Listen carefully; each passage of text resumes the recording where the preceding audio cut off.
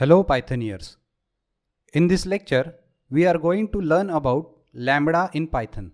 Lambda in Python is a great way to create small functions. Let's first look at our traditional way of creating functions. Suppose we want a function that will return us square of any number. So I am writing this function with keyword def and then get square, and then I am passing one argument over here.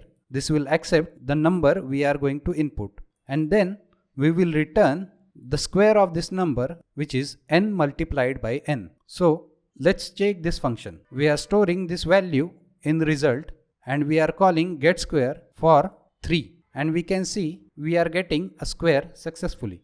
Now Lambda way of creating functions is also one-liner. So as we move in advanced Python, we will come to know many abilities in Python that will allow us to create code in one line. So here also we are creating this function in one line. So to define this function, first create this variable called getSquare is equal to, we will use lambda keyword and then the argument that needs to be passed, which is n.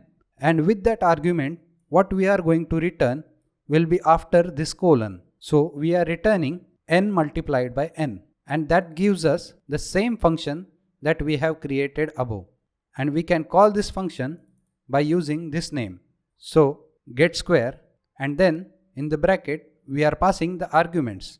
You can see one argument I have passed over here. So I am passing only one argument over here. And by printing the result, you will see that function is working fine.